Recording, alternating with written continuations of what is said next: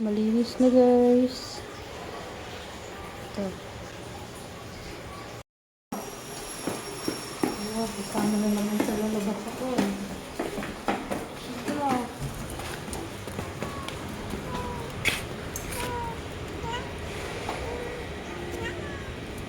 Oh.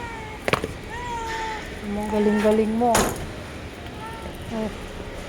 Oh, laki na guys. Namumulak-ulak na. Ang ganda. Naming. Yung ating alugbati. Uy.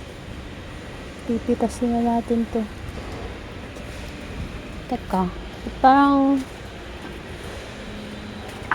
diligan ko muna. Oh, naku, nalalagay ka na sa kawali. Sa kawali dumaan.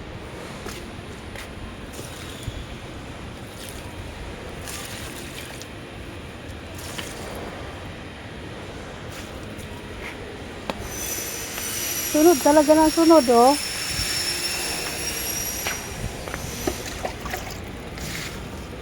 Dinig tayo. Pinapakain na kita doon eh. Ayan, no?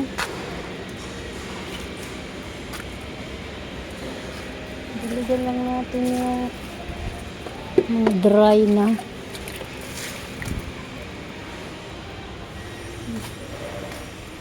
Daming bulaklak.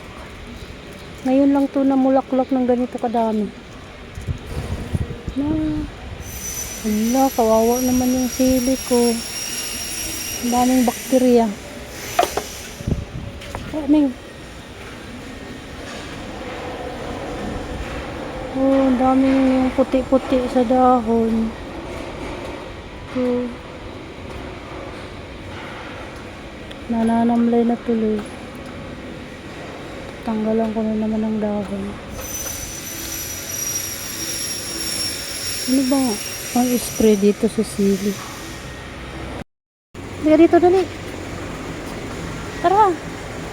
Halika na. So, dali na, dali. Saan mo na?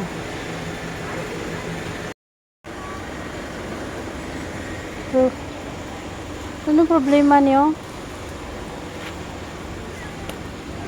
Tata.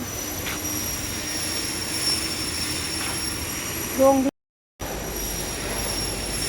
Uy, wag ka pumasok dyan. Dali. Uy na.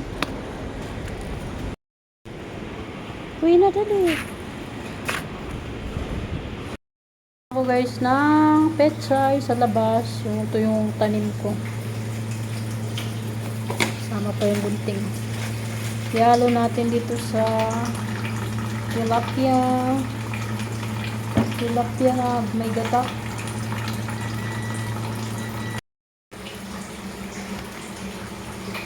Wala. Maraming tubig. Parang malambot.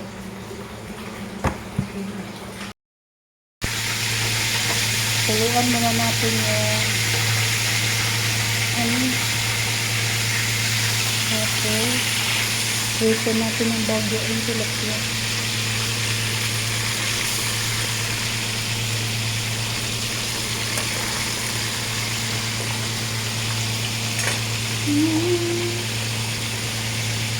Una siya, tapos antayin lang natin maprito ng bahagya yung ating tilapia, saka natin ilagay dito. So, inoff ko muna siya, babalik ko na lang mamaya pag nandiyan na yung tilapia.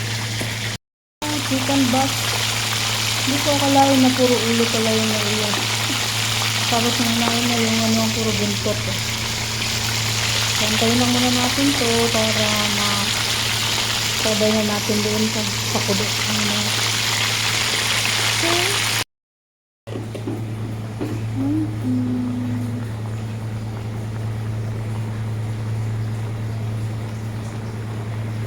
Na natin ilagay yung pechay galing sa aking garden. Pero maliit yung kawali. Pero pakpan muna natin kasi liliit yan. May natira pa, busin ko na lang. Organic yung ating mga petsay. So, takpan muna natin para maluto ng bahagya.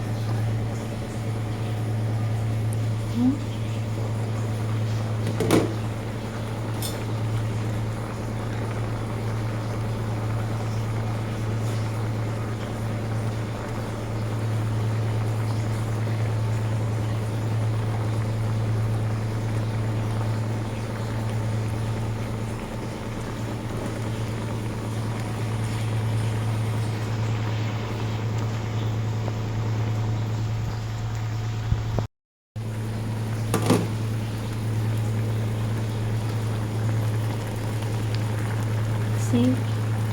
Halos di na makita. So, luto na yan. Hangat din naman pag ma-overcook. Luto na guys. Let's eat. Eat daw, hindi pa nga nakahin.